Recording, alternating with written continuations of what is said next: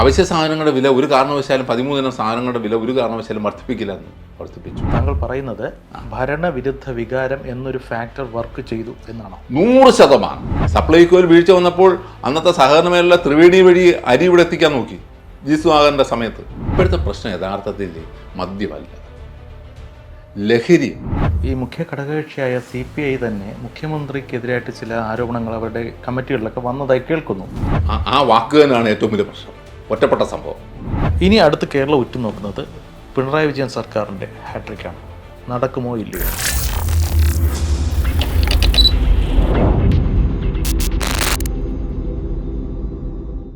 നമസ്കാരം, John P തോമസുമായുള്ള സംഭാഷണം തുടരുകയാണ്. നമുക്ക് ഇനി അടുത്ത് LDFിലേക്ക് വരാം.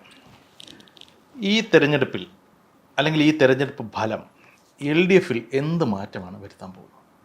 കഴിഞ്ഞ എപ്പിസോഡിൽ ഞാൻ പറഞ്ഞത് ഈ തെരഞ്ഞെടുപ്പ് നേട്ടം ഉണ്ടാക്കിയത് BJP എന്നാണ്. അപ്പോൾ കോട്ടം ഉണ്ടായത് ആരാണെന്ന് ചോദിച്ചാൽ അത് CPM ആണ്. CPM അല്ല, LDF ആണ്. തിരിച്ചടി നേരിട്ട് ഈ തെരഞ്ഞെടുപ്പിൽ തിരിച്ചടി നേരിട്ട് LDF ആണ്. അവരെന്ത് മാറ്റം ഉണ്ടാകും എന്ന് അവരുടെ നേതൃത്വമാണ് ഇനി തീരുമാനിക്കേണ്ടത്. നാളെ ഇപ്പം മുഖ്യമന്ത്രി മാറും അല്ലെങ്കിൽ അതിനകത്ത് മൊത്തത്തിൽ എന്തെങ്കിലും മാറ്റങ്ങൾ വരുമെന്ന് പറയുന്നില്ല. അവരുടെ നിലപാടുകളിൽ മാറ്റമാണ്. മാറ്റം വന്നില്ലെങ്കിൽ അത് അപകടമാണ്. പക്ഷെ കാരണം ഞാൻ ആദ്യത്തെ എപ്പിസോഡിൽ എന്നോട് ചോദിച്ചിരുന്നു, എപ്പോഴും നമ്മൾ പ്രതിപക്ഷ ശബ്ദം കേൾക്കണം. ഒരു ഡെമോക്രസി എന്ന് പറയുന്നത് എതിർ ശബ്ദങ്ങളെയും കൂടി കേൾക്കുക എന്നുള്ളതാണ്. ഇവിടെ വന്ന ഒരു പ്രശ്നം എന്ന് പറയുന്നത്, ഞാൻ എന്ത് ചെയ്തിരുന്നാലും ആരും ചോദിക്കാനില്ല, ഞാൻ എൻ്റെ തീരുമാനമായി അല്ലെങ്കിൽ ഞങ്ങളുടെ തീരുമാനമായി ഞങ്ങൾ മുന്നോട്ട് പോകും. ഇപ്പോഴും നമുക്കറിയാം, മഹാഭൂരിപക്ഷമാണ് LDFന് കേരളം നൽകിയിട്ടുള്ളത്. ആ ഭൂരിപക്ഷത്തിനുള്ള അനുസരിച്ച് ജനങ്ങളുടെ വിശ്വാസം ആർജിച്ച് മുന്നോട്ട് പോകുന്നതിന് പകരം എന്തും ചെയ്യും, അല്ലെങ്കിൽ അതിൻ്റെ അണികളിൽ ചെയ്തുകൊണ്ടിരിക്കുന്ന പല പ്രവർത്തനങ്ങൾ. ഇതെന്ന് പറഞ്ഞാൽ വലിയ ജനങ്ങളുടെ അതൃപ്തി ഉണ്ടാക്കിയിട്ടുണ്ട്. ആ അതിർത്തി പരിഹരിക്കുന്നതിനുള്ള നടപടികൾ ഉണ്ടാകണം. അതല്ല എങ്കിൽ, കുറച്ചും കൂടെ ഡെമോക്രാറ്റീവായി മുന്നോട്ട് പോയില്ലെങ്കിൽ അത് വലിയ തിരിച്ചടിക്ക് കാരണമാകും. ഈ മുഖ്യ ഘടകകക്ഷിയായ CPI തന്നെ മുഖ്യമന്ത്രിക്കെതിരായിട്ട് ചില ആരോപണങ്ങൾ അവരുടെ കമ്മിറ്റികളിലൊക്കെ വന്നതായി കേൾക്കുന്നു. ഇപ്പോൾ അതേക്കുറിച്ച് അന്വേഷിക്കാൻ തിരുവനന്തപുരം ജില്ലാ കമ്മിറ്റി അതെങ്ങനെ ചോർന്നു, അങ്ങനെ അത് ചോർന്നെന്നാണോ, എന്താണ് അന്വേഷിക്കാൻ പോകുന്നത്? ഓക്കെ, അതെങ്ങനെ ചോർന്നു എന്നുള്ളതാണോ, അതോ എങ്ങനെ ചോർന്നു എന്നത് അന്വേഷിക്കണം, തെറ്റായൊരു വാർത്ത വന്നത് എന്താണെന്നോ? ഏത് രീതിയിലാണെന്നുള്ളത് അന്വേഷണ റിപ്പോർട്ട് വന്നാലേ പറയാൻ സാധിക്കത്തുള്ളൂ. പക്ഷേ എന്തോ CPIയിൽ തന്നെ ഇങ്ങനൊരു സംഭവം, ഒരു മുറിവുറുപ്പ് വരുന്നുണ്ട്. അതിനെ എങ്ങനെ കാണാം? CPI മാത്രമല്ല, നമ്മൾ കഴിഞ്ഞ കുറച്ച് ദിവസത്തെ ഈ തെരഞ്ഞെടുപ്പ് ഫലം വന്നതിന് ശേഷമുള്ള നോക്കിയപ്പം RJ അവരൊക്കെ ഒരു അസ്വസ്ഥമാണ്. അല്ലെങ്കിൽ CPMന് തന്നെ നമ്മൾ പേഴ്സണലായി സംസാരിക്കുമ്പം നമ്മൾ നേതൃനിരയിൽ പലർക്കും അസ്വസ്ഥതകളുണ്ട്. പ്രതീക്ഷിച്ച ചിലപ്പം ഇപ്പോൾ കിട്ടിയിരിക്കുന്ന ഒന്നെന്നുള്ള ചിലപ്പോൾ ഒരു 3-4 സീറ്റും കൂടെ കിട്ടിയിരുന്നെങ്കിൽ അവരൊന്നും കൂടെ പിടിച്ചു തന്നേനെ. പക്ഷെ അതല്ല സ്ഥിതി. വൻതോതിൽ അവരുടെ വോട്ട് നഷ്ടപ്പെട്ടിട്ടുണ്ട്. LDFൻ്റെ വോട്ട് നഷ്ടപ്പെട്ടിട്ടുണ്ട്, അല്ലെങ്കിൽ പോൾ ചെയ്യാതിരുന്നിട്ടുണ്ട്. പക്ഷേ ആകെ മൊത്തം നോക്കുമ്പോൾ അവർക്ക് നേരത്തെ ഒരു സീറ്റ് ഉണ്ടായിരുന്നു, ആ സീറ്റ് നിലനിർത്തി മീൻസ് മറ്റൊരിടത്താണെങ്കിലും എണ്ണം കൊണ്ട് നിലനിർത്തി. അപ്പോൾ അവർക്ക് വലിയൊരു ഡാമേജ് എന്ന് പറയാൻ പറ്റും. ഡാമേജ് തന്നെയാണ്. എങ്ങനെയാണ്? കഴിഞ്ഞ തെരഞ്ഞെടുപ്പ് എന്ന് പറഞ്ഞാൽ രാഹുൽ ഗാന്ധി എഫക്റ്റ്, ശബരിമല എഫക്റ്റ് എന്നാണ് പറഞ്ഞുകൊണ്ടിരുന്നത്. ഇത്തവണ വരുമ്പോൾ തെരഞ്ഞെടുപ്പിൻ്റെ തുടക്കത്തിൽ തന്നെ മുഖ്യമന്ത്രി തന്നെ പറഞ്ഞിട്ടുണ്ട്, കഴിഞ്ഞ തവണത്തെ പോലെ ഒരു എഫക്റ്റ് ഒന്നും ഇവിടെ ഇല്ല, രാഹുൽ എഫക്റ്റ് ഇല്ല, ശബരിമല പോലെ ഒരു സബ്ജക്റ്റും ഇല്ല. ഇത്തവണ UDF കേന്ദ്രവിരുദ്ധ, അല്ലെങ്കിൽ കേന്ദ്രത്തിലെ ജനവിരുദ്ധ, അല്ലെങ്കിൽ കേരളത്തിലെ ജനവിരുദ്ധ സർക്കാർ എന്നുള്ള കാഴ്ചപ്പാടാണ് മുന്നോട്ട് വെച്ചത്. അത് കാര്യം എന്ന് പറഞ്ഞാൽ, ഇവിടെ ഈ സർക്കാരിന് ഒന്നാം പിണറായി സർക്കാരിനെ പോലെ അല്ല, രണ്ടാം പിണറായി സർക്കാരിനകത്ത് വളരെ വീഴ്ചകളുണ്ട്. എന്താണ് അത്? ഇപ്പം നമുക്കറിയാം, നിസ്സാരമായി നമുക്ക് തോന്നും. സപ്ലൈകോ തന്നെ എടുക്കുക, സാധനങ്ങളില്ല. അവശ്യ സാധനങ്ങളുടെ വില ഒരു കാരണവശാലും 13 ഇനം സാധനങ്ങളുടെ വില ഒരു കാരണവശാലും വർദ്ധിപ്പിക്കില്ല എന്ന് വർദ്ധിപ്പിച്ചു. ക്ഷേമ പെൻഷനുകൾ കുടിശ്ശിക, ജീവനക്കാരുടെ ആനുകൂല്യങ്ങൾ തടയപ്പെട്ടു. എല്ലാത്തിനും നല്ല വില, എന്നാൽ കർഷകർ നൽകുന്ന സാധനങ്ങൾക്കൊന്നും വിലയില്ല. തീരുമാനങ്ങൾ യഥാസമയം ഉണ്ടാകുന്നില്ല. ജനത്തെ അകറ്റി നിർത്തി പലയിടത്തും, പലതുകൊണ്ടും അകലുന്നു. എന്തിനും നമ്മൾ ഭരണസ്ഥിരാ കേന്ദ്രമായ സെക്രട്ടേറിയറ്റിൽ പോലും പഴയതുപോലെ ആളുകൾക്ക്, ഞാൻ പറഞ്ഞിട്ടുണ്ട്, ഉമ്മൻചാണ്ടിയുടെ സമയത്ത് പോലെ വളരെ ലൂസാക്കി വിടണമെന്നല്ല, ജനത്തിന് ഇതിപ്പോൾ ഒരു വലിയ കൊട്ടാരത്തിനകത്ത് ആൾ കിടക്കുന്നതിൻ്റെ കൂട്ടാണ് രാവണം കോട്ടയാക്കി മാറ്റിയത്. ജനവും ഭരണവും തമ്മിൽ വളരെ അടുത്ത് നിന്ന് പോകേണ്ടവർ, അതുണ്ടാകുന്നില്ല. ആ അകൽച്ച മാറണം. ഞാൻ നേരത്തെ പറഞ്ഞ ഈ വിഷയങ്ങൾ, കാരണം ഇവിടെ ജനത്തിന് ഒരു 500 രൂപ അല്ലെങ്കിൽ 1000 രൂപ എന്നുള്ള പാവപ്പെട്ടവർ കിട്ടുന്ന ആ ഒരു ധനസഹായം മാസം കിട്ടുന്ന, അതിനെ പ്രതികരിച്ച ഒരു അമ്മച്ചി, ആ ഇടുക്കിയിലുള്ള ഒരു അടിമാലിയിലുള്ള അമ്മച്ചി, അത് പരിഹരിക്കുന്നതിന് പകരം അവരെ ആക്ഷേപിക്കാൻ ശ്രമിച്ചു. അത് അതിനേക്കാൾ വലിയ അബദ്ധമായി. ശരിയാണ്. അത് കേരളം മുഴുവൻ ഒരു ഘട്ടത്തിൽ ഇവിടുത്തെ രാഷ്ട്രീയക്കാരെ മുഴുവൻ കാലം ഇമേജ് ഉണ്ടാക്കിയ ഒരു സ്ത്രീയായി അവർ മാറി. വേറെ ഭൂമി ഉണ്ടെന്നൊക്കെയുള്ള ഒരു ഭൂമിയുണ്ട്, വ്യാജ രേഖകൾ ഉണ്ടാകുന്നു, തോന്നുന്നെല്ലാം പറഞ്ഞു. അതൊക്കെ ഒരു വിഷയങ്ങളാണ്. പിന്നീട് നമ്മുടെ ആ വെറ്റിനറി കോളേജിൽ വന്നേക്കുന്ന വിഷയം, അങ്ങനെ ഓരോ സംഭവങ്ങൾ പ്രോപ്പറായിട്ട് ഇപ്പം പ്രതികരിക്കുന്നതിനും പ്രതിഷേധിക്കുന്നതിനുള്ള അവകാശം പ്രതിപക്ഷത്തിനുണ്ട്. അതിന് വൻതോതിൽ അത് എന്തെങ്കിലും പ്രതിഷേധം ഉണ്ടായി കൈകാര്യം ചെയ്യേണ്ടത്, മുഖ്യമന്ത്രിക്കെതിരെ പ്രതിഷേധിക്കുമ്പോൾ കൈകാര്യം ചെയ്യേണ്ടത് പോലീസാണ്. അതിന് പകരം പാർട്ടിയുടെ നേതാക്കൾ ഇറങ്ങി കൈകാര്യം ചെയ്യുക എന്ന് പറഞ്ഞാൽ എന്താ സ്ഥിതി? അതിലേക്ക് നമുക്ക് വരാം. നേരത്തെ പറഞ്ഞ സാമ്പത്തിക വിഷയം കുറേ കാര്യങ്ങൾ പറഞ്ഞല്ലോ. അപ്പോൾ അതിലേക്ക് നമ്മൾ അത് കൈകാര്യം ചെയ്ത രീതിയിലെ ന്യൂനതകൾ പറയുമ്പോഴും അതിനൊരു മറുവശമുണ്ട്. ഇത്തരമൊരു സാമ്പത്തിക സ്ഥിതിവിശേഷം ഉണ്ടാക്കിയതിൽ ഒരു പങ്ക് കേന്ദ്ര സർക്കാരിനുമില്ലേ? അവരെ മാറ്റി നിർത്താൻ സാധിക്കുമോ? ഇല്ല, കേന്ദ്ര സർക്കാരിനും പങ്കുണ്ട് എന്നുള്ള സത്യമാണ്. കേരളത്തിന് അർഹമായ വിഹിതങ്ങൾ നൽകുന്നില്ലെന്ന് പരാതിയാണ് അതിലുള്ളത്. അതെ, അംഗീകരിക്കുന്നു. പക്ഷേ കേന്ദ്രത്തിൽ നിന്ന് ഫണ്ട് നേടിയെടുക്കാനുള്ള സമ്മർദ്ദം ഉണ്ടാവണം. ഒന്ന്, വെറും ഇവിടുന്ന് ഒരു കത്തെഴുതി വിടുന്നു മാത്രമല്ല, അത് കത്തെഴുതിയാൽ കത്ത് അവിടെ കിടക്കത്തേ ഉള്ളൂ. കൃത്യമായ ഫോളോ അപ്പ് ഉണ്ടാവണം. അതിനുള്ള സംവിധാനം എന്ന് പറഞ്ഞാൽ അവിടുത്തെ റെസിഡന്റ് കമ്മീഷണർ അല്ലെങ്കിൽ ഇവിടുത്തെ കേരളത്തിലെ പ്രതിനിധിയായ ഒരാൾ ഉണ്ടായിട്ട് മാത്രമല്ല, ഇവിടുത്തെ ഭരണ നേതൃത്വത്തിലുള്ളവർ തന്നെ അവിടെ ചെല്ലണം. പ്രതികരിക്കേണ്ട സമയത്ത് പ്രതിഷേധം ആവശ്യമെങ്കിൽ അത് നടത്തുകയും വേണം.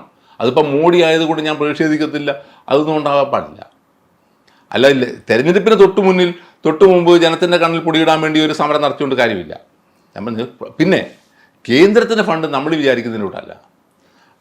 അവർ ഒരു 100 കോടി കൊടുത്താൽ അതിൻ്റെ വിനിയോഗം സംബന്ധിച്ച കൃത്യമായ കണക്ക് അവിടെ സമർപ്പിക്കണം. അതുണ്ടാകുന്നില്ല. അതുണ്ടാകണം. അതുണ്ടായാലേ കിട്ടത്തില്ല. അത് ഉണ്ടാകുന്നില്ല എന്നാണ് താങ്കൾ പറയുന്നത്. അതെ. ഇനിയും കേന്ദ്രത്തിൻ്റെ ചില മാനദണ്ഡങ്ങളുണ്ട്. ആ മാനദണ്ഡവും ഇവിടുത്തെ മാനദണ്ഡവും തമ്മിൽ ചിലപ്പം യോജിക്കുന്നില്ലായിരിക്കും, സാഹചര്യം തമ്മിൽ യോജിക്കുന്നില്ലായിരിക്കും. അപ്പോൾ അതെങ്ങനെ പരിഹരിക്കാം? ഇപ്പോൾ ഗ്രാമീണ തൊഴിലുറപ്പ് പദ്ധതിയിൽ ചില വിഭാഗങ്ങൾ ഉൾപ്പെടുത്താൻ ഇവിടുത്തെ പറ്റത്തില്ല. കേന്ദ്രത്തിൻ്റെ മാനദണ്ഡം അനുസരിച്ച് അത് ഉൾപ്പെടുത്താൻ പറ്റത്തില്ല. അപ്പം അതെങ്ങനെ പരിഹരിക്കപ്പെടണം. ഇതിന് ശ്രമിക്കുന്നില്ല. അതേസമയം ഇപ്പം സാമ്പത്തികത്തിൻ്റെ ആണല്ലോ നമ്മൾ പറയുന്നത്, കേന്ദ്രത്തിൻ്റെ ധനസഹായം. കേരളത്തിൻ്റെ വരുമാനം വർദ്ധിപ്പിക്കാനുള്ള നമ്മുടെ ടാക്സിനകത്ത് നമ്മുടെ വരുമാനം എത്ര കൂട്ടി? വൻകിട കമ്പനികൾ കോടിക്കണക്കിന് രൂപയാണ് കൊടുക്കാനുള്ളത്, അത് പിരിക്കുന്നില്ല. GST പ്രോപ്പറല്ല. പിന്നെ ഈ സാമ്പത്തിക ഞെരുക്കം നിൽക്കുമ്പോഴും സുഖലോലുപതിക്കും ആർഭാടത്തിനും വേണ്ടിയുള്ള പണം പോവുക. ജനം നോക്കുമ്പോൾ മാധ്യമങ്ങളിൽ വരുന്ന വാർത്ത കാലിത്തൊഴുത്തുണ്ടാക്കുന്നതിന് മ്യൂസിക് സിസ്റ്റം വെക്കുന്ന കാലിത്തൊഴുത്തുണ്ടാക്കാൻ ഇത്ര കോടി രൂപ ചെലവഴിച്ചു, അല്ലെങ്കിൽ ഇത്ര ലക്ഷം രൂപ ചെലവഴിക്കുന്നു. ഏതെങ്കിലും മന്ത്രിയുടെ വീട്ടിൽ 4 AC കൂടി വെക്കാൻ ഇത്ര രൂപ ചെലവഴിച്ചു, അല്ലെങ്കിൽ വിദേശ യാത്രയ്ക്ക് പോകുന്നു. ഇതിനെല്ലാം പണമുണ്ട്, ഞങ്ങൾക്ക് തരാൻ, ഞങ്ങളുടെ ക്ഷേമ പെൻഷൻ തരാൻ കാശില്ല. താങ്കൾ പറയുന്നത് ഭരണവിരുദ്ധ വികാരം എന്നൊരു ഫാക്ടർ വർക്ക് ചെയ്തു എന്നാണോ? 100%. സംസ്ഥാന സർക്കാരിനും കേന്ദ്ര സർക്കാരിനും 2 പേർക്ക് വരുന്നത്, പ്രത്യേകിച്ച് കേരള സർക്കാരിന് ഭരണവിരുദ്ധ വികാരം ഇവിടെ ഉണ്ടായി ഇല്ലായിരുന്നു എന്ന്. കാര്യം ഇവിടെ BJP അല്ല മുഖ്യ എതിരാളിയായിട്ടുണ്ട്, LDFും UDFുമാണ്. അപ്പോൾ സ്വാഭാവികമായിട്ട് ഇവിടുത്തെ ജനത്തെ സംബന്ധിച്ചോളം അവരാദ്യം കൺസിഡർ ചെയ്യുന്നത് ഇവിടുത്തെ സർക്കാരിനെ തന്നെയാണ്. കേന്ദ്രത്തിലേക്കാണ് തെരഞ്ഞെടുത്ത് വിടുന്നതെങ്കിലും ഇവിടുത്തെ സംബന്ധിച്ചോളം LDF UDFും തമ്മിലായിരുന്നു പോരാട്ടം. ഇവിടുത്തെ കേന്ദ്രവിരുദ്ധ കൺസെപ്റ്റിനേക്കാൾ ഇവിടുത്തെ സംസ്ഥാന സർക്കാരിന് വിരുദ്ധമായ ഒരു വികാരമാണ് അലയടിച്ചിട്ടുള്ളത്. അതുകൊണ്ടാണോ ഈ പാർട്ടി ഗ്രാമങ്ങളിൽ പോലും കോൺഗ്രസിന് മുന്നേറാൻ സാധിച്ചത്? പാർട്ടി ഗ്രാമങ്ങളിൽ പോലും മുന്നേറിയതിനുള്ള കാരണം, ഒന്ന്, സർക്കാർ ഏകപക്ഷീയമാണെന്നൊരു തോന്നൽ വരുന്നു. അണികളും അതൃപ്തിയാണ്. എന്തിനെയൊക്കെയാണ് ഒരു കാലഘട്ടത്തിൽ CPM എന്നുള്ള ആദർശം ഉയർത്തിക്കാട്ടി അവർ എതിർത്തിരുന്നത്, കുത്തകകൾ അല്ലെങ്കിൽ സ്വകാര്യ സർവകലാശാലകളെ, ഇങ്ങനെയുള്ള അവരൊരിക്കലും ഉയർത്തിക്കാട്ടി എതിർത്തതിനെ മൊത്തം ഇപ്പോൾ കൊണ്ടുവരികയാണ്. അവരെന്ത് മറുപടി പറയുന്ന ആളെ ഈ അണികൾ ഇതിനുള്ള മറുപടി എന്തു പറയും? സ്വകാര്യ സ്ഥാപനങ്ങളെ എതിർത്തിരുന്നു ഒരു ഘട്ടത്തിൽ. സ്വാശ്രയ സ്ഥാപനങ്ങൾ. അവസാനം ഇപ്പോൾ വന്നെന്തായി? സ്വാശ്രയ യൂണിവേഴ്സിറ്റികളെ തന്നെ, വിദേശ യൂണിവേഴ്സിറ്റികളെ തന്നെ കൊണ്ടുവരുന്നു. ഈ CPM-ലെ അല്ലെ LDF-ലെ അല്ലെ കമ്മ്യൂണിസ്റ്റുകാരായ തത്വചിന്തകർ, അവരെ പിന്തുണച്ചു വന്നിരുന്ന വിദ്യാഭ്യാസ വിചക്ഷണന്മാർക്ക് എന്ത് മറുപടി പറയാൻ പറ്റും? അവരെ എതിർത്തിരുന്നതിനെ മുഴുവൻ എത്തിച്ചില്ല. അക്കാര്യം സർവകലാശാലയുടെ കാര്യം വീണ്ടും പരിശോധിക്കും എന്നാണ് പറഞ്ഞേക്കുന്നത്, തീരുമാനമായിട്ടില്ല. അതിലേക്ക് വന്നില്ലേ? തീരുമാനം വന്നോന്നുള്ളതല്ലോ. വിദേശ സർവകലാശാലകളെ കൊണ്ടുവരാമെന്ന് മുഖ്യമന്ത്രി തന്നെ പറഞ്ഞല്ലോ, ആവശ്യമാണെന്ന്. പിന്നീട് വിവാദമായപ്പോഴല്ലേ ഒരു സ്റ്റെപ്പും കൂടെ ഒന്ന് പുറകോട്ട് നിന്നത്. പക്ഷെ അത് ഇന്നല്ലെങ്കിൽ നാളെ വരുമെന്ന് കരുതാം. വരുന്നത് ചിലപ്പോൾ ഗുണകരമായിരിക്കും, ഓക്കെ. പക്ഷേ ഒരു CPM സർക്കാർ കൊണ്ടുവരുമ്പോഴാണ് അതിൽ പ്രശ്നം. അതിനെയാണ് ഒരു സ്വാശ്രയ സ്ഥാപനം വരുന്നതിനെ എതിർത്തവർ ഒരു വിദേശ സർവകലാശാലയെ തന്നെ എത്തിക്കുന്നു. പക്ഷെ കാലം മാറുന്നതിനനുസരിച്ച് നമ്മുടെ നയങ്ങളും നിലപാടുകളും മാറി. അതായിരുന്നില്ലല്ലോ അന്ന് ഇങ്ങനെ പറഞ്ഞപ്പോൾ അതായിരുന്നില്ല CPM നേതൃത്വം പറഞ്ഞത്. ഇതിവിടെ പറ്റില്ല, ഇത് കുത്തകളെ ഓട്ടോണമസ് സ്ഥാപനങ്ങൾ വരുന്നതിനെ പോലും എതിർത്തു. 5 സ്ഥാപനങ്ങളുടെ പേരുകൾ വന്നപ്പോൾ ഇത് സർക്കാർ അവസാനം പറഞ്ഞ സർക്കാർ മേഖലയിലാവട്ടെ, പ്രൈവറ്റ് മേഖല വേണ്ട. അവസാനം എന്തോന്നു? പ്രൈവറ്റ് മേഖലയിലും വന്നു. ബാറിന്റെ കാര്യത്തിൽ ഇനി ഇവിടെ ബാറുകൾ പാടില്ല എന്ന് പറഞ്ഞാൽ അവസാനം എത്ര ബാറുകൾ പുതിയതായിട്ട് വന്നു. ഉള്ള ബാറുകൾ തുറന്നു കൊടുത്തു എന്ന് മാത്രമല്ല, പുതിയ ബാറുകളും അനുവദിച്ചു. മനസ്സിലായി. അപ്പം എന്തിനെയൊക്കെയാണോ CPM ഒരു ഘട്ടത്തിൽ എതിർത്തത്, CPM അണികൾ എതിർത്തത്, അവർ ഇതെല്ലാം ഇപ്പം നടപ്പാകുന്നതിനെ നിഷ്ക്രിയമായി നോക്കിക്കണ്ടു നിൽക്കേണ്ട സ്ഥിതിയാണ്. അത് തന്നെയാണ് ഈ പാർട്ടി ഗ്രാമങ്ങളിൽ അവർക്ക് വന്ന ഒരു വലിയ തിരിച്ചടിക്കുക. മനസ്സിലായി. പക്ഷെ താങ്കൾ പറഞ്ഞ ആ ഒരു പോയിന്റ്, ആദ്യത്തെ വിദേശ സർവകലാശാലയുടെ ഒരു പോയിന്റിലേക്ക് വന്നാൽ, ഇപ്പോൾ വേണ്ട എന്ന് LDF തീരുമാനിച്ചിരുന്ന അല്ലെങ്കിൽ ഒരു പ്രഖ്യാപിത നിലപാട് കൈക്കൊണ്ട ആ കാലഘട്ടത്തിലെ കേരളത്തിലെ സാമൂഹ്യ സാഹചര്യമല്ല ഇന്ന്. കാരണം ഇന്നിപ്പോൾ നാട്ടിൻപുറത്ത് ഓരോ ചെറുപ്പക്കാരും കാനഡയിൽ പോയി എങ്ങനെ സെറ്റിലാകാം എന്നതിനെ കുറിച്ച് ചിന്തിക്കുന്നു. നമ്മുടെ മാൻ പവർ മുഴുവൻ മറ്റ് വിദേശ രാജ്യങ്ങളിലേക്ക് ഒഴുകുന്ന ഈ ഒരു സാഹചര്യത്തിൽ അതേ വിദേശത്തുള്ള യൂണിവേഴ്സിറ്റികൾ ഇങ്ങോട്ട് വന്നാൽ എന്താ തെറ്റ്? അങ്ങനെ ചിന്തിക്കുന്നതിൽ ഒരു തെറ്റുണ്ടോ? തെറ്റില്ല. പക്ഷേ അത് LDF ചെയ്തതാണ് തെറ്റ്. LDF ഇതിപ്പം കോൺഗ്രസോ അല്ലെങ്കിൽ നാളെ BJP-യോ ആണെങ്കിൽ പറയും, ഞാനങ്ങനെ പറയത്തില്ല. അവരുടെ നിലപാടതാ, ഇവരതല്ല. കഴിഞ്ഞ 3 അല്ലെങ്കിൽ 5 വർഷം അല്ലെ 10 വർഷം കൊണ്ട് പെട്ടെന്നൊരു ചേഞ്ചല്ലല്ലോ ഇതൊക്കെ, ഈ ഒഴുക്കൊക്കെ. ഇപ്പോൾ ഇച്ചിരി ശക്തിപ്പെട്ടു. ഒന്നും ഇവിടെ ഇനി ഗുണമില്ല എന്ന് കണ്ടപ്പോൾ ശക്തി കൂടിയെന്നേ ഉള്ളൂ. ഈ ശക്തി തുടങ്ങിയ സമയത്ത് തന്നെ പറഞ്ഞു ഇതൊക്കെ വരേണ്ടതാണെന്ന്. അപ്പം പറഞ്ഞു പാടില്ല. ആ വിഷയങ്ങളൊക്കെ നമ്മൾ കാണണം. പിന്നെ ഞാൻ നേരത്തെ പറഞ്ഞല്ലോ, ഇവിടുത്തെ സമാധാനം ഉറപ്പാക്കേണ്ടത് പോലീസൊക്കെയാണ്, ഭരണകൂടവും പോലീസും. അതിന് പകരം നേതാക്കൾ അല്ലെങ്കിൽ അണികളോ ഇറങ്ങി പ്രതിപക്ഷത്തെ കൈകാര്യം ചെയ്യുക എന്നൊക്കെ പറഞ്ഞാൽ ജനം അംഗീകരിക്കത്തില്ല. ജീവൻ രക്ഷാപ്രവർത്തനം എന്നൊക്കെ പറഞ്ഞിരുന്നാലും അത് ജനം കണ്ടുകൊണ്ടിരിക്കുക. പഴയതുപോലല്ല. ഈ ജീവൻ രക്ഷാപ്രവർത്തനം എന്നൊക്കെ പറഞ്ഞു കഴിഞ്ഞാൽ അത് ജനമൊക്കെ പരിഹസിച്ച് തള്ളുകയാണ്. ഈ ബാറുകളുടെ കാര്യത്തിൽ ശരിക്കും പറഞ്ഞാൽ ഒരു പുനർവിചിന്തനം വേണ്ടത് തന്നെയല്ലേ? കാരണം നാട്ടിൻപുറത്തെ എല്ലാ ബാറുകളും പൂട്ടിയാൽ ഇവിടെ ആൾക്കാർ മദ്യം അല്ലെങ്കിൽ ലഹരിയിൽ നിന്ന് പിൻവാങ്ങും എന്നൊക്കെ നമുക്ക് ഇനിയും കരുതാൻ പറ്റുമോ? പറ്റത്തില്ല. ഇപ്പോഴത്തെ പ്രശ്നം യഥാർത്ഥത്തിൽ മദ്യമല്ല, ലഹരി. മനുഷ്യൻ പെട്ടെന്ന് ഒരു കാലഘട്ടത്തിൽ ഇപ്പോൾ സിഗരറ്റ് വലിക്കുന്നവരുടെ എണ്ണമൊക്കെ കുറഞ്ഞില്ലേ? എല്ലാം സിന്തറ്റിക് ഡ്രഗ്സിലോട്ട് പോവുകയാണ്, ഡ്രഗ്സിലേക്ക് പോകും. കേരളം കാണുന്ന കഴിഞ്ഞ കാലം നമ്മൾ ഇന്നത്തെയും പത്രങ്ങൾ എടുത്ത് നോക്കൂ, എല്ലാത്തിനും ലഹരി ആയിട്ട് പിടികൂടി. ഇപ്പോൾ അത് പെൺകുട്ടികൾ വരെ വന്നിരിക്കുന്നു. കേരളം വളരെ വേഗത്തിൽ ലഹരി മാഫിയുടെ കൈകളിലേക്ക്. ഈ സാഹചര്യത്തിൽ ബാറുകളുടെ എണ്ണം കൂടുന്നു എന്ന് പറയുന്നത് വലിയൊരു വിഷയം. ഞാൻ ന്യായീകരിക്കുന്നതല്ല, പക്ഷെ അത് മാത്രമാണ് ഇവിടുത്തെ പ്രശ്നങ്ങൾക്ക് കാരണം എന്ന് പറയുന്നതിൽ നിലപാടിലെ വൈരുദ്ധ്യമാണ്. കാലം മാറുന്നതിനനുസരിച്ച് നിലപാട് മാറ്റണ്ടേ എന്നുള്ളതാണ് ചോദ്യം. നിലപാട് മാറാം, പക്ഷെ ഞാൻ ചോദിച്ചത് ഇവിടെ ആവശ്യത്തിനുള്ള ബാറുകൾ ഉണ്ട്, ഇല്ല എന്ന് പറയാൻ പറ്റുമോ? എന്നിട്ടത് വീണ്ടും താല്പര്യമുള്ളവർ കൊടുത്തുകൊണ്ടിരിക്കുക. 100-100-ലധികം ബാറുകൾ പുതുതായിട്ട് വന്നു. ഇവിടെ ആവശ്യത്തിന് കേരളത്തിൽ ബാറുകളില്ല എന്ന് വിചാരിക്കുന്നുണ്ടോ? എല്ലായിടവും ഉണ്ട്. എന്നാൽ സർക്കാരിൻ്റെ സ്ഥാപനങ്ങൾ ചുരുങ്ങുകയും ചെയ്യുക, സർക്കാരിൻ്റെ ഈ പൊതുമേഖലയിലുള്ള മദ്യശാലകളുടെ എണ്ണം കുറയ്ക്കുക, എന്നിട്ട് പ്രൈവറ്റിന് ഇഷ്ടംപോലെ കൊടുത്തുകൊണ്ടിരിക്കുക. ഇതിനെയാണ് ചോദ്യം ചെയ്യുന്നത്. പക്ഷേ ടൂറിസം രംഗത്ത് ഇതൊക്കെ ഒരു ആവശ്യമാണെന്നാണ് ആ രംഗത്തെ വിദഗ്ധർ പറയുന്നത്. ടൂറിസം രംഗത്ത് ആവശ്യമായിരിക്കാം. ഇപ്പം ടൂറിസം മേഖലയെന്ന് പറഞ്ഞുകൊണ്ട് ഈ നമ്മുടെ തിരുവനന്തപുരം സിറ്റി വീണ്ടും കൊടുക്കണ്ടല്ലോ. തിരുവനന്തപുരത്ത് നമുക്ക് തന്നെ തിരുവനന്തപുരം ഈ ഓഫീസ് ഇരിക്കുന്ന ചുറ്റുപാടും തന്നെ ഒന്ന് ഓടിച്ചു നോക്കി എത്ര ബാറുണ്ട്. ഇവിടെ ടൂറിസ്റ്റുകൾ വരുന്നു എന്ന് പറഞ്ഞുകൊണ്ട് വീണ്ടും ബാർ കൊടുക്കാൻ പറ്റും.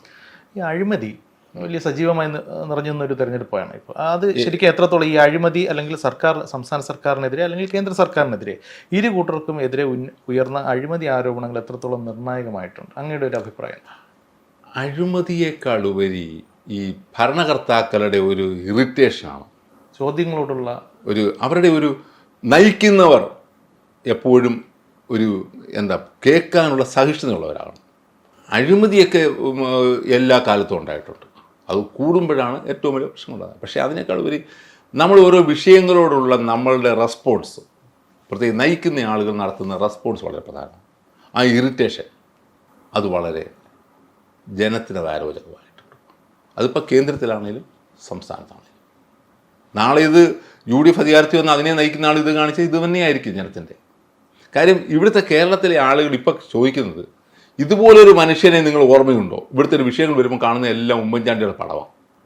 ഇതുപോലൊരു മനുഷ്യനെ അന്നത്തെ കാലത്ത് ഓർമ്മയുണ്ടോ? ഉമ്മൻചാണ്ടി ഒരു വീഡിയോ എടുത്തിട്ട് കമ്പയർ ചെയ്യുക. ജനങ്ങൾ ഉമ്മൻചാണ്ടിയെ പോലൊരു നേതാവിനെ ഇപ്പോഴും ആഗ്രഹിക്കുന്നു എന്നാണ്. ഞാൻ ഉമ്മൻചാണ്ടിയെ പോലൊരു നേതാവിനെ ആളുകൾക്ക് ആഗ്രഹമുണ്ടെങ്കിൽ ഇപ്പോൾ ഉമ്മൻചാണ്ടിയെ പോലെ അത്രയും ലൂസാണോന്നില്ല. അദ്ദേഹത്തിന് വന്നൊരു കുഴപ്പം, സ്വന്തം ഓഫീസിൽ പോലും സ്വന്തം കസേരയിൽ പോലും പുറത്തുനിന്ന് ഒരാൾ കയറിയിരുന്നു. അതൊന്നും നമുക്ക് അംഗീകരിച്ചു കൊടുക്കാൻ പറ്റുന്നതല്ല. അയാളൊരു സഹിഷ്ണുത കാണിക്കണമെന്ന് പറയുന്ന ഒരു ഉമ്മൻചാണ്ടി ഉണ്ടാവണമെന്ന് ഞാൻ പറയത്തില്ല. പക്ഷേ ഒരു ഭരണാധികാരി അധികം അങ്ങ് ജനങ്ങളുമായി അകലുകയും ഞാൻ വരുന്ന വഴി മറ്റാരും ഉണ്ടാവരുത്, കറുത്ത തുണി പാടില്ല, അതൊന്നും അംഗീകരിക്കാൻ പറ്റത്തില്ല. അതൊക്കെ ജനാധിപത്യ സംവിധാനമാണ്. നാളെയും ഈ പറയുന്ന ആളുകൾ പ്രതിപക്ഷത്തിരിക്കാം. എല്ലാത്തിനോടും ഒരു അരോചകത്വം.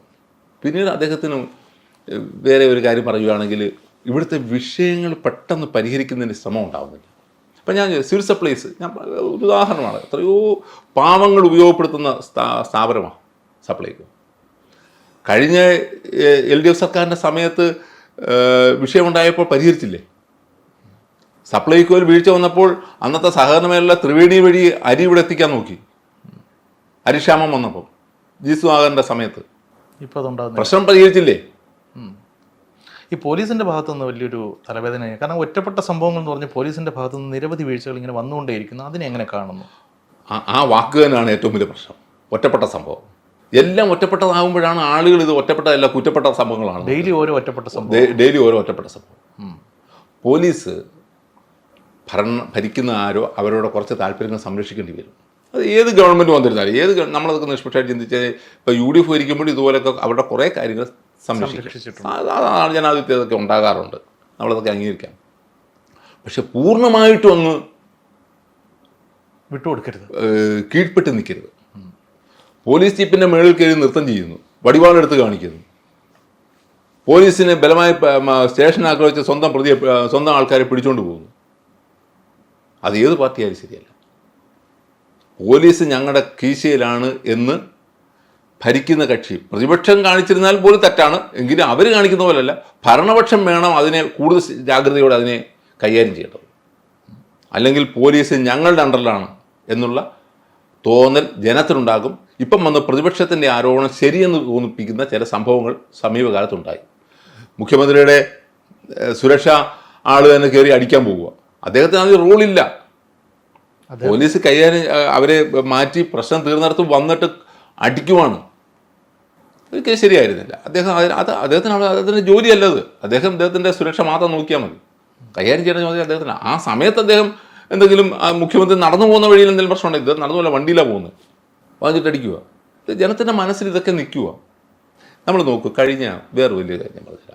ഈ പാർലമെൻറ്റ് തെരഞ്ഞെടുപ്പ് കഴിഞ്ഞിട്ട് എത്ര മാധ്യമങ്ങൾ ശ്രദ്ധിച്ചു എന്നറിയില്ല. നമ്മുടെ പോസ്റ്റൽ വോട്ടുള്ള ആരുടെയാണെന്ന് അറിയാമല്ലോ. പോസ്റ്റൽ വോട്ട് നോക്കണം, അതെങ്ങനെയാണ് വിനിയോഗിക്കപ്പെട്ടത്. കൂടുതലും സർക്കാർ വിരുദ്ധമായിരുന്നു. സാധാരണഗതിയിൽ എപ്പോഴും NGO യൂണിയൻ തിരുവനന്തപുരത്ത് ഏറ്റവും കൂടുതൽ സർക്കാർ ജീവനക്കാരുള്ള തിരുവനന്തപുരത്തുള്ള പോസ്റ്റൽ വോട്ട് നോക്കണം. നമുക്കറിയാമല്ലോ, NGO സംഘം എന്ന് പറഞ്ഞാൽ വലിയ സർവീസ് മേഖലയിൽ വലിയ സംഘടനയൊന്നുമല്ല, വളരെ പേരിനൊരു സംഘടനയാണ്. അവർ അങ്ങനെയുള്ളൊരു സംഘടന BJPക്ക് അനുകൂലമായി എത്ര വോട്ട് ഇവിടെ വിനിയോഗിച്ചു. LDFൻ്റെ വോട്ട് ഞാൻ മനസ്സിലാക്കിയിടത്തോളം എനിക്ക് കൃത്യകണക്ക് ഇപ്പോൾ എൻ്റെ ഇല്ല. എൻ്റെ മനസ്സിൽ ഓർമ്മ വരുന്നതാണെങ്കിൽ അത് LDF ആണ് പറയുക. സർക്കാർ ഉദ്യോഗസ്ഥർ വരെ സർക്കാരിനെതിരെ. സർക്കാർ ഉദ്യോഗസ്ഥർ എന്ന് പറഞ്ഞാൽ ഏറ്റവും കൂടുതൽ സർക്കാർ ഉദ്യോഗസ്ഥർ നിൽക്കുന്നത് നമുക്കറിയാം NGO യൂണിയൻ, അല്ലെങ്കിൽ CPM അനുഭാവ സംഘടനയില്ല, അല്ലെങ്കിൽ ഇടതുപക്ഷ സംഘടനകളിലാണ്. പക്ഷേ ഇവിടെ വന്നപ്പോൾ BJP സ്ഥാനാർത്ഥിക്ക് ലഭിച്ച പോസ്റ്റൽ വോട്ടിന് അത്രയും ഇടത് സ്ഥാനാർത്ഥിക്ക് നേടാൻ കഴിഞ്ഞിട്ടില്ല. പല മേഖല മറ്റ് കോൺസ്റ്റിറ്റ്യൂൻസി നോക്കും, എല്ലായിടത്തും വൻ നേട്ടം മറ്റ് സ്ഥാനാർത്ഥികൾ ഉണ്ടാക്കിയപ്പോഴും LDF സ്ഥാനാർത്ഥി കിട്ടിയത് പോസ്റ്റൽ വോട്ടിന് എണ്ണം വളരെ കുറവ്. രാജീവ് ചന്ദ്രശേഖർ എന്ന് പറയുന്ന ഒരു ബ്രാൻഡിനോടുള്ള ഒരു ആഭിമുഖ്യമൊക്കെ ആയിക്കൂടെ? ആകാം. ഞാൻ രാജീവ് ചന്ദ്രശേഖരൻ്റെ വിഷയത്തിൽ മാത്രമല്ല, മറ്റ് കോൺസ്റ്റിറ്റ്യൂൻസിയിലും അന്നേരം അവിടെയും അവർ ഈ പോസ്റ്റൽ വോട്ടിൻ്റെ എണ്ണം നോക്കണം, വളരെ കുറയുന്നു. രാജീവ് ചന്ദ്രശേഖരൻ നല്ലൊരു ബ്രാൻഡാണ്, പക്ഷേ അദ്ദേഹത്തിന് കോസ്റ്റൽ മേഖലയിലേക്ക് ആ ബ്രാൻഡ് വിലപ്പോയില്ല. കോസ്റ്റൽ മേഖലയിൽ ആ ബ്രാൻഡ് വിലപ്പോയില്ലല്ലോ, നഗരത്തിലാണ്. സർക്കാർ ഉദ്യോഗസ്ഥർ ഇപ്പോഴും അവരോടൊപ്പമാണ്. അതെ, ഞാൻ രാജീവ് ചന്ദ്രശേഖരൻ്റെ ആ ബ്രാൻഡ് എന്നതിനേക്കാൾ ഉപരി ഈ തരൂർ എന്ന ബ്രാൻഡിന് വന്നൊരു മംഗലമുണ്ട്. എവിടെ? തിരുവനന്തപുരത്തെങ്കിലും.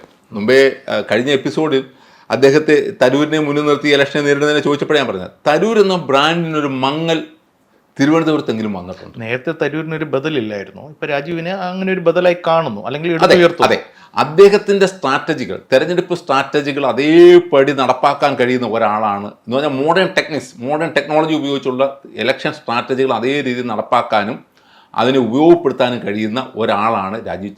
തരൂരിൻ്റെ അതേ സ്ട്രാറ്റജികൾ നടത്താൻ കഴിയുന്ന ഒരാളായിരുന്നു രാജീവ് ചന്ദ്രശേഖരൻ. നമ്മുടെ സോഷ്യൽ മീഡിയ പ്ലാറ്റ്ഫോമുകൾ ഉപയോഗിക്കുക, അത് തരൂർ കഴിഞ്ഞ എല്ലാ തെരഞ്ഞെടുപ്പുകളും ഉപയോഗിച്ചത് അതേ രീതിയിൽ തന്നെ ഇയാൾക്ക് കൊണ്ടുവരാൻ കഴിയും. ഈ രണ്ട് മേഖലകളിലും അവർ അഡ്വാൻസ് ചെയ്തപ്പോൾ ഇടതു മുന്നണി സ്ഥാനാർത്ഥിക്ക് അത്ര കണ്ട് മുന്നേറാൻ സാധിച്ചില്ല എന്നുള്ളത് കൊണ്ടല്ലേ പരാജയം സംഭവിച്ചത്? അങ്ങനെയും പറയാൻ പറ്റില്ല. ഇടതുമുന്നണിക്ക് പരാജയപ്പെടാനോ? അതെ, ഇടതുമുന്നണിയുടെ പരാജയം നമ്മൾ കഴിഞ്ഞ കുറേ പൂർണ്ണമായി സർക്കാർ വിരുദ്ധ തരംഗം എന്ന് പറയാൻ പറ്റില്ലല്ലോ എന്നുള്ളത്. അത് തിരുവനന്തപുരത്ത് മത്സരിച്ച ഇടതുമുന്നണി സ്ഥാനാർത്ഥി പൊതുവെ എല്ലാവർക്കും ഈ രണ്ട് സ്ഥാനാർത്ഥി UDFന്റെ ആയാലും LDF BJPയുടേതാണെങ്കിലും ആ രണ്ട് സ്ഥാനാർത്ഥികളേക്കാൾ ജനത്തിന് കൂടുതൽ ആക്സസ് ഉണ്ടായിരുന്ന ആള് LDF ജനകീയനാണ്. നല്ല മനുഷ്യൻ. നമുക്ക് ഏത് നിമിഷവും അദ്ദേഹത്തെ ഏത് അർദ്ധരാത്രിയിൽ പോലും നമുക്ക് കാര്യങ്ങൾ വിളിച്ചു പറയാൻ പറ്റുന്ന ജനകീയനായ മുഖമാണ്. പക്ഷെ എന്നിട്ടും അദ്ദേഹത്തെ കൈവിട്ടു. അത് ഇപ്പോഴെന്നല്ല, കഴിഞ്ഞ കുറേ തെരഞ്ഞെടുപ്പുകളായിട്ട് തന്നെ LDFന് തിരുവനന്തപുരം പാർലമെൻറ്റ് മണ്ഡലത്തിൽ പരാജയമാണ്. ഒരിക്കൽ അദ്ദേഹം ഇതേ സ്ഥാനാർത്ഥി ഇവിടെ ജയിച്ചത് അന്ന് കരുണാകരൻ്റെ കൂടി പിന്തുണയോടെയാണ്. പക്ഷെ കുറേയധികം നാളുകളായി ഇങ്ങനെ തിരിച്ചടി ഉണ്ടാകുന്നു എന്ന് പറയുമ്പോഴും എപ്പോഴും മുഖ്യമന്ത്രിയിലേക്ക് മാത്രമായിട്ട് ആരോപണങ്ങൾ ഫോക്കസ് ചെയ്യുന്നത് ശരിയാണോ? മുഖ്യമന്ത്രിയെ കേന്ദ്രീകരിച്ചുകൊണ്ടുള്ള ഭരണമായതുകൊണ്ടാണ്. നേരത്തെ LDF ഭരണമെന്നാണ് ആരോട് പറഞ്ഞുകൊണ്ടിരുന്നത്. നിങ്ങൾ ശ്രദ്ധിച്ചാൽ മതി, പിണറായി സർക്കാർ എന്നാണ് ഇപ്പൊ പറയുന്നത് ഉള്ളത്. LDF ഗവൺമെന്റ് എന്നത് മാറി. നേരത്തെ ഒന്നാം എപ്പിസോഡിൽ ചോദിച്ചിരുന്നു മോഡി BJP എന്നുള്ളത് മാറി ഇപ്പൊ NDA എന്നായി. അതുപോലാണ് ഇപ്പോഴും ഇവിടെ സംഭവിച്ചേക്കുന്നത്. ഇപ്പോൾ ഇവിടെ പറയുന്നത് പിണറായി സർക്കാർ എന്നാണ്. അത് ആ ഒരു മാറ്റം അല്ലെങ്കിൽ ആ ഒരു രീതി ഈ സർക്കാരിനെ ബാധിച്ചു. അതുകൊണ്ട് തന്നെയാണ് മുഖ്യമന്ത്രിയിലേക്ക് ചെല്ലുന്നത്. മുഖ്യമന്ത്രി അതിനേക്കാൾ വേറെ വിഷയം കൂടെ ഇതിൽ വന്നിട്ടില്ലെങ്കിൽ പോലും അറിഞ്ഞോ അറിയാതെയോ അദ്ദേഹത്തിൻ്റെ കുടുംബത്തിൽ നിന്ന് ഒരംഗത്തെ തന്നെ ഭാവി മുഖ്യമന്ത്രിയാക്കി മാറ്റാൻ ശ്രമിക്കുന്നു എന്നുള്ളൊരു പ്രചരണം LDF കേന്ദ്രങ്ങളിൽ അല്ലെങ്കിൽ CPM കേന്ദ്രങ്ങളിൽ തന്നെ. അതൊരു പ്രചരണം മാത്രമല്ല, CPM അതൊക്കെ പോസിബിൾ ആണോ? അതറിയില്ല.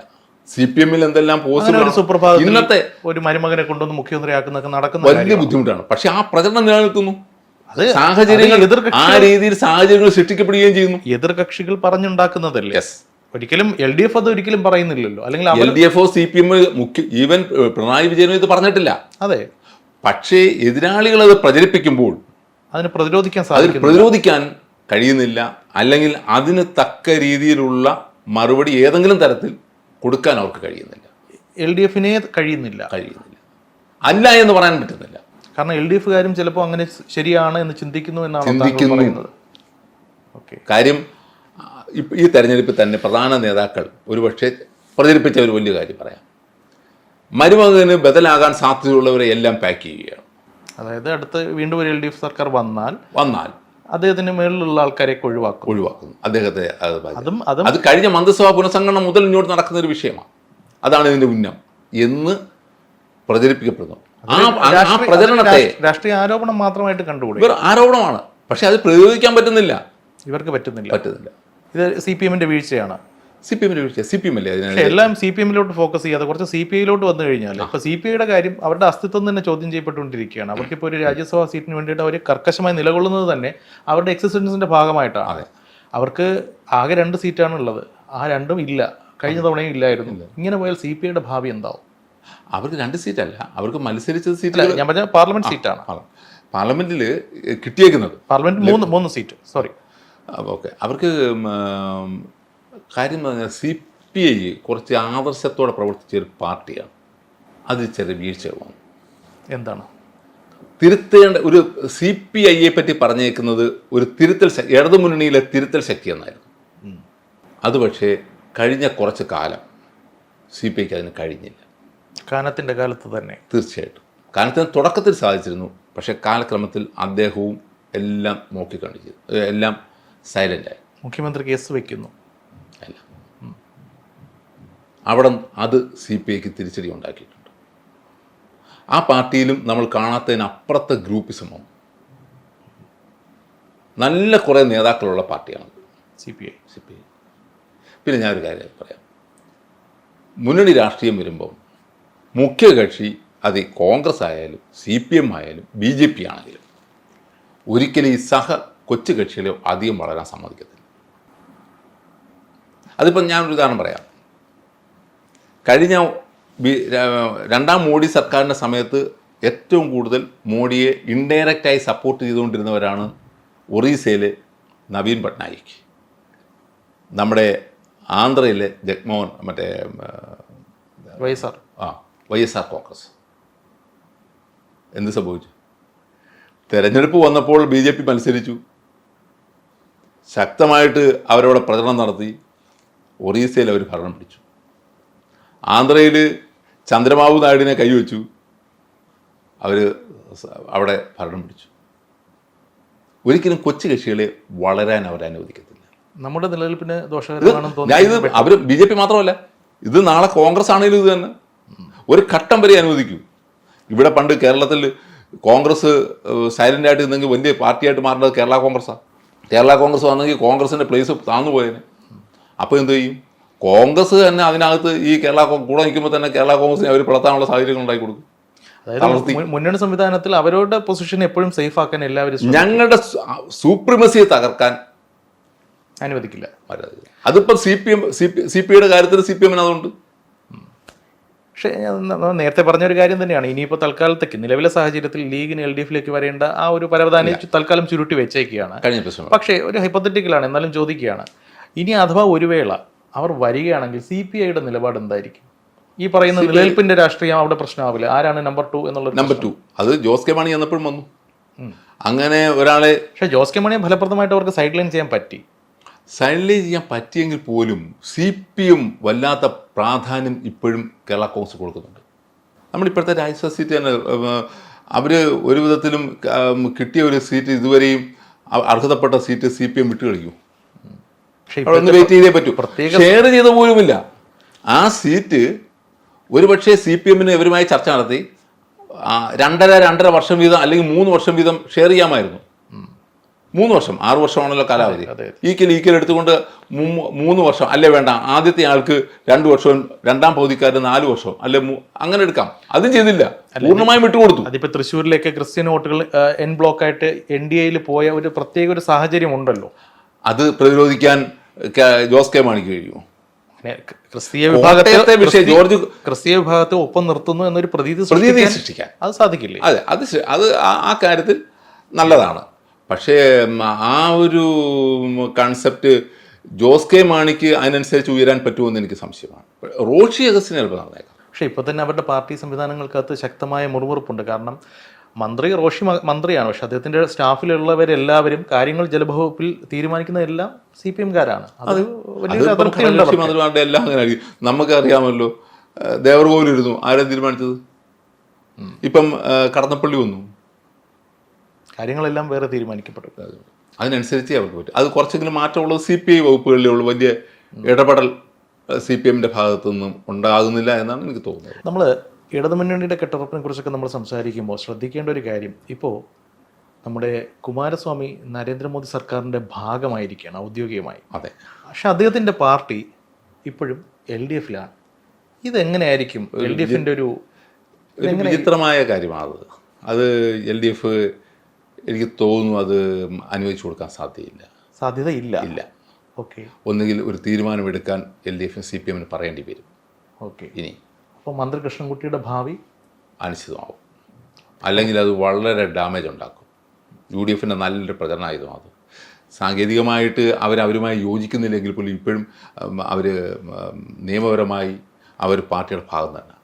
അവർക്ക് പുറത്തു വരേണ്ടി വരും, അവർക്ക് പുറത്തു മാറേണ്ടി വരും. അല്ലെങ്കിൽ അവർ രാജിവെച്ച് പുതിയൊരു ഫ്രഷ് ഇലക്ഷനിലേക്ക് അവർ പോകും തോന്നുന്നില്ല. കാര്യം ആ പാർട്ടിക്കകത്ത് പ്രശ്നമുണ്ട്. മന്ത്രിസഭയിൽ നിന്ന് മാറി നിന്നാൽ പ്രശ്നം പരിഹരിക്കാൻ പറ്റും. എങ്ങനെ പരിഹരിക്കും? അവരിപ്പോഴും അവരുടെ കുമാരസ്വാമി BJPയിലെ മന്ത്രിസഭയിൽ അംഗമായി. അയാളുടെ കൂടെ ക്യാബിനറ്റ് റാങ്കാണ്. അയാൾ കൊടുക്കുന്ന ഡയറക്ഷൻ അനുസരിച്ചല്ല ഇവിടെ പോകാൻ പറ്റൂ. അപകടകരമാണ്. BJP അത് പ്രചരണത്തിൻ്റെ പുതിയൊരു സാധനമാണ്. പ്രത്യേകിച്ച് അയാൾ ഇതിനോടകം തന്നെ ഒരു മുറിവുറുപ്പ് തുടങ്ങിയിട്ടുണ്ട്. ഇവരുടെ BJP ലൈസൺ വർക്ക് നടത്തുന്ന അതൊരു തീരുമാനം എടുക്കണം എന്ന് പറയേണ്ടി വരും. ഇനിയൊരു തീരുമാനമാകും. കാര്യം അതിലൊരു തീരുമാനം എടുപ്പിക്കേണ്ടി വരും CPM. കാര്യം ഇത്രയും വളർന്നുപോയി അത് വിഷയം. പ്രത്യേകിച്ച് ഈ തെരഞ്ഞെടുപ്പിൽ വന്നേക്കുന്ന ഒരു തിരിച്ചടിയൊക്കെ വരുമ്പം ഇനിയെങ്കിലും മുഹമ്മദിക്ക് പോയില്ലെങ്കിൽ BJPയും CPM തമ്മിൽ ഒരു ലൈസൺ ഉണ്ട് എന്നുള്ള രാഷ്ട്രീയ ആക്ഷേപങ്ങൾക്ക് പരിഹാരം കണ്ടേ പറ്റും. അങ്ങനെ വരുമ്പോൾ സ്വാഭാവികമായിട്ടും ഈ വയനാട്ടിലേക്ക് വന്നു കഴിഞ്ഞാൽ ശ്രേയംസ് കുമാറിന്റെ ഒരു ഭാവി എന്താ ഇടതുമുന്നണി കാണുന്നത്? അവരുടെ പാർട്ടി തന്നെ പറയുന്നുണ്ട്, ഞങ്ങളെ അവർ UDFൽ നിന്ന് വിട്ടു, അവിടെ ചെന്നു ശ്രേയംസ് കുമാർ MP ആയി. എന്നിട്ടും പാർട്ടിക്ക് 1 വർഷം വെയിറ്റ് ചെയ്യേണ്ടി വന്നു മുന്നണിയിൽ അംഗത്വം കിട്ടായി. ജനതാദളിൻ്റെ ശക്തി കേരളത്തിൽ കുറഞ്ഞു. ശക്തി ഒട്ടോ അല്ല, ചില പോക്കറ്റുകളിൽ അവർ ശക്തി ഉണ്ട്. ചില പോക്കറ്റുകൾ കോഴിക്കോട് വടക്ക മേഖലകളിലൊക്കെ. പക്ഷേ ഈ ശ്രേയംസ് MP വീരേന്ദ്രകുമാർ ആണെങ്കിൽ കുറച്ചും കൂടി ഒരു അക്സെപ്റ്റൻസ്. ഞാൻ നേരത്തെ കേരള കോൺഗ്രസിൻ്റെ കാര്യത്തിൽ KM മാണിക്ക് ലഭിക്കുന്ന അക്സെപ്റ്റൻസ് ജോസ് കെ മാണിക്ക് ലഭിക്കത്തില്ല. കരുണാകരന് ലഭിക്കുന്ന അക്സെപ്റ്റൻസ് കെ മുരളീധരന് കിട്ടണമെന്നില്ല. അതുപോലാണിത്. ഈ വീരേന്ദ്രകുമാറിന് ലഭിച്ച ഒരു അംഗീകാരം ശ്രേയംസ് കുമാറിന് ആ ജനങ്ങളിൽ നിന്നോ അല്ലെങ്കിൽ അവരിപ്പോൾ ഉൾപ്പെടുന്ന മുന്നണിയിൽ നിന്നോ ഉണ്ടാവില്ല. ഇപ്പം അവരുടെ വിഷയം എന്ന് പറഞ്ഞാൽ ആ പാർട്ടി വളരെ ശോഷിച്ചു, വളരെ വളരെ പീക്കായി കഴിഞ്ഞു. ഇന്ന് ചെറിയാൻ ഫിലിപ്പിൻ്റെ ഒരു പ്രസ്താവന കണ്ടായിരുന്നു. അപ്പനെയും ചതിച്ചു, മകനെയും ചതിച്ചു. അങ്ങനെ പറയാൻ പറ്റുമോ? വീരേന്ദ്രകുമാറിനെയും ശ്രേയംസ് കുമാറിനെയും ഉദ്ദേശിച്ചാണ് അദ്ദേഹം പറഞ്ഞത്. അത് ജായ്സ്വാസ് സീറ്റ് ഇപ്പോൾ ജയിച്ചെന്നായിരിക്കും. അതെ, അവിടെ എനിക്കത് ഉപരി ഒരു MLA മാത്രമുള്ള എല്ലാവർക്കും മന്ത്രിസ്ഥാനം കൊടുത്തപ്പം ഇവരെ പരിഗണിച്ചില്ല. പരിഗണിക്കേണ്ടതല്ലായിരുന്നോ? ആയിരുന്നു. ഈ 2.5 വർഷം ടേമിൽ പോലും പരിഗണിച്ചില്ല അവരെ. ആകെ 5 വർഷമാണ്. അപ്പോൾ 2.5 വെച്ചല്ലേ അവർക്ക് ഡിവൈഡ് ചെയ്യാൻ പറ്റത്തുള്ളൂ. അല്ല, അങ്ങനെ ചെയ്തല്ലോ. അഹമ്മദ് ദേവർകോളിനെ മാറ്റിയില്ലേ? ഗണേഷ് കുമാർ എത്തി. ആന്റണി രാജുവിനെ മാറ്റിയില്ലേ? അതുപോലൊരു ഇക്വേഷനകത്ത് ഇതും ചെയ്യേണ്ടതല്ലേ? അപ്പോൾ ഞാൻ കാണുന്നത് ഒരു കെ രാധാകൃഷ്ണന് പകരക്കാരനെ എടുക്കുന്ന സമയത്ത് എന്തെങ്കിലും ഒരു ഷഫ്ലിംഗ് ഈ നിയമസഭാ സമ്മേളനത്തിന് ശേഷമായിരിക്കും ഒരു പക്ഷേ അത് ഉണ്ടാവുക. ഇവരെ അക്കോമഡേറ്റ് ചെയ്യും എന്നുള്ളതാണ്. അക്കോമഡേറ്റ് ചെയ്യുവാണോ അതോ മൊത്തത്തിൽ തന്നെ മന്ത്രിസഭയിൽ ചില അഴിച്ചുപണികൾക്കുള്ള സാധ്യത ഞാൻ കാണുന്നത്. അത് കെ രാധാകൃഷ്ണൻ്റെ വകുപ്പിൽ മാത്രമാകണം എന്നില്ല. മൊത്തത്തിലൊരു കുലുക്കിക്കുത്ത് ഏതെങ്കിലും ഒരു ചെറിയ 2-3 വകുപ്പുകൾ അങ്ങോട്ട് വകുപ്പുകളല്ല, മന്ത്രിമാരിൽ ഒരു മാറ്റം വരുത്തണം. മാറ്റം വരാനുള്ള സാധ്യതയാണ് ഒരു വ്യക്തിയിൽ മാത്രം വരാതെ ഒരു ചെറിയൊരു മാറ്റം വരാനുള്ള സാധ്യത ഞാൻ കാണുന്നു. ശരി, നമുക്ക് കൺക്ലൂഷനിലോട്ട് വരാം. LDFൽ ഇപ്പോൾ എല്ലാവരും തിരഞ്ഞെടുപ്പ് തോൽവിയുടെ കാര്യങ്ങൾ പഠിക്കാനായിട്ട് CPMഉം CPI ഒക്കെ ഓരോ വഴിക്ക് പോയി കഴിഞ്ഞു. ഇതിൻ്റെയൊക്കെ എൻഡ് ഓഫ് ദ ഡേ ഒരു ഔട്ട്പുട്ട് എന്തായിരിക്കും? എവിടെ എത്തി നിൽക്കും LDFും UDFും? അല്ലെങ്കിൽ LDFിലെ അവസ്ഥകൾ എന്തായിരിക്കും? 2 മുന്നണിയും അവരുടെ ഇപ്പം UDFിനകത്ത് 2 സീറ്റിലെ തോൽവി പഠിക്കാനാണ് കോൺഗ്രസ് ഇപ്പോൾ തീരുമാനിച്ചിരിക്കുന്നത്. ആലത്തൂരിലും തൃശ്ശൂരിലും ഉണ്ടായ തോൽവി. ഈ നമുക്കറിയാമല്ലോ, കോൺഗ്രസിനകത്തൊക്കെ സ്റ്റഡി നടത്തും, റിപ്പോർട്ട് കൊണ്ടുവരും, റിപ്പോർട്ട് അവിടെ ഇരിക്കത്തേ ഉള്ളൂ, പ്രത്യേകിച്ച് ഒന്നും കാര്യമില്ല. LDFിലേക്ക് വന്നാൽ എന്താ? LDF വന്നു കഴിഞ്ഞാൽ LDF സ്റ്റഡി നടത്തും. ചില നടപടികൾ എവിടെയെങ്കിലും വീഴ്ചയുള്ളായിടത്ത് നടപടികൾ ഉണ്ടാകാം. പക്ഷേ ഇനി വരുന്ന തദ്ദേശ തെരഞ്ഞെടുപ്പ് 6 മാസം കൂടെ കഴിഞ്ഞാൽ തദ്ദേശ ഭരണ സ്കോർ ചെയ്യാൻ സാധ്യത പറയാൻ പറ്റില്ല. തദ്ദേശ ഭരണ തെരഞ്ഞെടുപ്പിൽ സാധാരണഗതിയിൽ എപ്പോഴും LDFിൻ്റെ ഒരു നേട്ടമാണ് ഉണ്ടാകാറുള്ളത്. കാര്യം വാർഡ് വിഭജനം വരികയാണ്. അതൊക്കെ ഇന്നലെ ഒരു വാർത്ത ഞാൻ കണ്ടു. വാർഡ് വിഭജനമൊക്കെ വരുന്ന ഒരു സ്കെച്ചൊക്കെ തയ്യാറാക്കി കൊടുത്ത് സ്വാഭാവികമായിട്ട് ഭരിക്കുന്ന കക്ഷിക്ക് ചില സ്വാധീനങ്ങളൊക്കെ ഉണ്ടാകും. പക്ഷേ അണികൾക്കൊക്കെ ഒരു വലിയ നിരാശ ബാധിച്ചിരിക്കുന്നു എന്നൊരു വാർത്ത കഴിഞ്ഞ ദിവസം വരുന്നുണ്ട്. പക്ഷേ ഈ നമ്മുടെ നിലവിലുള്ള വാർഡുകൾ വെച്ച് നോക്കുമ്പോൾ തന്നെ നമ്മുടെ സംവിധാനം അനുസരിച്ച് നോക്കുമ്പോൾ LDFിന് ഒരു മെജോറിറ്റിയാണ്. തദ്ദേശ തെരഞ്ഞെടുപ്പിൽ അവർക്കൊരു അപ്പർ ഹാൻഡ് കിട്ടേണ്ടതാണ്, എഡ്ജുള്ളതാണ്. പക്ഷേ അത് ഫലപ്രദം ഒരു അണികൾക്കിടയിൽ ഒരു ആത്മവിശ്വാസക്കുറവ് വന്നാൽ അത് എങ്ങനെയൊക്കെ പ്രതിഫലിക്കും?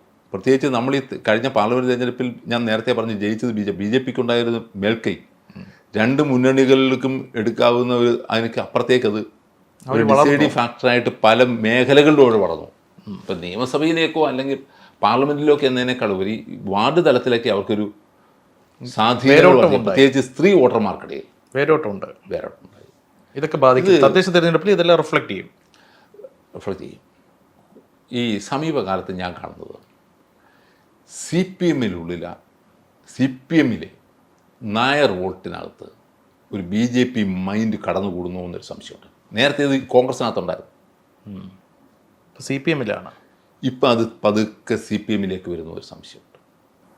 CPMലുള്ള ഈഴവ വോട്ടുകൾ പോകുന്നതിനോടൊപ്പമാണിത്. അതിനോടൊപ്പം അത് ഈഴവ വോട്ട് പോകുന്ന എവിടെ? ഒരു ഈഴവ കാൻഡിഡേറ്റും കൂടെ വരുന്നിടത്ത്. ഇപ്പം ആലപ്പുഴ, ആറ്റിങ്ങൽ, ഈ കോൺസ്റ്റിറ്റ്യുവൻസി മറ്റേതല്ല, ഓൾ കേരള ബേസിനകത്ത് CPM അനുഭാവികളായ പഴയ ഹിന്ദു നായർ വിഭാഗത്തിൻ്റെ വോട്ടിൽ ചോർച്ച CPMനെതിരെ BJPക്ക് അനുകൂലമായിട്ട്. ഇത് താങ്കളുടെ ഒരു നിരീക്ഷണമാണ്? നിരീക്ഷണം അത് വേണേൽ പറയാം. ഞാൻ കാണുന്ന ഒരു മാറ്റമാണ്. ഓക്കെ, അവർക്ക് എന്തുകൊണ്ട് വന്നുകൂടാ ശക്തമായി എതിർക്കുമ്പോൾ തന്നെ അത് വേറെ പല കാരണങ്ങളുണ്ടാവാം. ഇപ്പം BJPയുടെ ചില സ്റ്റാൻഡ് മുസ്ലിം വിരുദ്ധ അതൊക്കെ ആയിരിക്കാം. പക്ഷേ അത് ഉണ്ടാകുന്നുണ്ട് എന്നുള്ളത് ഞാൻ കാണുന്നുണ്ട്. അത് CPM അംഗീകരിക്കുമോ ഇല്ലയോ എന്ന് എനിക്കറിയത്തില്ല. പക്ഷേ ഇത് നേരത്തെ കോൺഗ്രസിനകത്തുണ്ടായിരുന്നു. ഇത് CPM മാത്രമല്ല, നേരത്തെ കോൺഗ്രസിനകത്തുണ്ടായിരുന്നു. കോൺഗ്രസിൽ ഇപ്പോൾ ഇല്ലേ? ഇന്നത്തെ കോൺഗ്രസ് ഏകദേശം വന്ന് നിൽക്കുമോ തീരുമാനമായി. ഒരു ഏകദേശം ആളുകൾ അതിനകത്തുനിന്ന് പോകേണ്ടതും അല്ലെങ്കിൽ ആ അനുഭവമുള്ളവരൊക്കെ അങ്ങോട്ട് ചെന്നിട്ടുണ്ട്. ഇപ്പം പിന്നെ കോൺഗ്രസിനകത്ത് ഇപ്പോൾ ഒരു ഉണർവ് വന്നിട്ടുണ്ട്. ഈ തെരഞ്ഞെടുപ്പ് കഴിഞ്ഞപ്പോൾ കോൺഗ്രസ് വീണ്ടും അധികാരത്തിൽ വരും. എത്ര നാൾ നിൽക്കും, അവർക്ക് നിർത്തും എന്നുള്ളത് നമുക്കറിയത്തില്ല. പക്ഷേ ഇപ്പം പെട്ടെന്ന് അതിലേക്ക് വരുന്നില്ല. അവസാനമായി ഒരു ചോദ്യം കൂടെ. നരേന്ദ്രമോദിയുടെ ഹാട്രിക് യാഥാർത്ഥ്യമായി. ഇനി അടുത്ത് കേരളം ഉറ്റുനോക്കുന്നത് പിണറായി വിജയൻ സർക്കാരിൻ്റെ ഹാട്രിക്കാണ്. നടക്കുമോ ഇല്ലയോ? ഇപ്പോഴത്തെ സാഹചര്യത്തിൽ നടക്കാനുള്ള സാധ്യത വളരെ വിരളമാണ്. അതെ. എന്തുകൊണ്ട്? കാര്യം സർക്കാർ ഇപ്പോഴത്തെയാണ് ഞാൻ പറയുന്നത്, ഫ്യൂച്ചറിലേക്കല്ല ഞാൻ പറയുന്നത്. ഇപ്പോഴത്തെ സാഹചര്യത്തിൽ വിരളമെന്ന് പറയുന്നത് സർക്കാരിൻ്റെ പ്രവർത്തനം ആ രീതിയിലാണ്. ഒരു UDF അനുകൂല വിജയം എന്നതിനേക്കാളും LDF വിരുദ്ധ തരംഗമാണ് ഇവിടെ ഉണ്ടായത്. ഭരണത്തിലെ പോരായ്മകൾ ഇതൊക്കെ പരിഹരിക്കപ്പെടാം. പക്ഷെ ഇത്രയും നാൾ ഇനി സമയം എത്ര? തദ്ദേശ തെരഞ്ഞെടുപ്പ് ഇങ്ങെത്തി. ഇനിയിപ്പോൾ തദ്ദേശ തെരഞ്ഞെടുപ്പിലേക്ക് പോവുക. 6 മാസ സമയം എല്ലാവരും മുന്നൊരുക്കം തുടങ്ങി. പിന്നെ ആ സമയത്തേക്ക് 2 മാസം ഒന്നും നടക്കില്ല. അത് കഴിഞ്ഞാൽ തൊട്ട് പിന്നാലെ നിയമസഭാ തെരഞ്ഞെടുപ്പാണ്. അപ്പം ഇനി ഗവൺമെൻറ്റിന് ചുരുക്ക കാലഘട്ടം മാത്രമേ ഉള്ളൂ. ഈ കാലഘട്ടത്തിനിടയിൽ വെച്ച് ഇതൊക്കെ പരിഹരിക്കുക എന്ന് പറഞ്ഞാൽ വളരെ റിസ്ക്കാണ്. പക്ഷെ പരിഹരിച്ച് ഒരു നല്ല സർക്കാരായി പോയാൽ ഒരുപക്ഷെ ഈ പറഞ്ഞ എന്നോട് ചോദിച്ച ചോദ്യത്തിന് പോസിറ്റീവായിരിക്കും ഉത്തരം. മനസ്സിലായി. ഏതായാലും കാര്യം അതിനൊരു കാരണം കൂടെ ഉണ്ട്. ഇവിടുത്തെ കോൺഗ്രസിൻ്റെ ദൗർബല്യം, തമ്മിൽ തല്ല്, സംഘടനാ ദൗർബല്യം, ഇതൊക്കെയുള്ള. പക്ഷേ അതിനെല്ലാം കവച്ചു വെക്കുന്നതാണ് സർക്കാരിൻ്റെതായ ഭരണപരമായ വീഴ്ചകൾ അല്ലെങ്കിൽ മറ്റ് വിഷയങ്ങൾ. അപ്പോൾ സ്വാഭാവികമായിട്ടും UDFന് അനുകൂലമായ ഒരു വേവ് ഉണ്ടാവാം. ആ വേവ് ഫലപ്രദമായി വിനിയോഗിച്ചാൽ അവർ തന്നെ വിചാരിച്ചു വരും. മനസ്സിലായി. ഏതായാലും കാത്തിരുന്ന് കാണേണ്ട കാര്യങ്ങളാണ്. ജനങ്ങളുടെ മനസ്സെന്താണെന്നുള്ള ജനങ്ങൾക്കേ അറിയാവൂ. അത് എപ്പോഴും ജനമാണ് ഇവിടുത്തെ എല്ലാം. ഏതായാലും നമുക്ക് ഒരു പബ്ലിക് പ്രോസ്പെക്റ്റീവിൽ നല്ല കാര്യങ്ങൾ മാത്രം സംഭവിക്കും, അല്ലെങ്കിൽ നല്ലത് നടക്കുമെന്ന് നമുക്ക് പ്രതീക്ഷിക്കാം. കൂടുതൽ രാഷ്ട്രീയ വിശേഷങ്ങളുമായി മറ്റൊരു അധ്യായത്തിൽ നമുക്ക് വീണ്ടും ചേരാം. നന്ദി.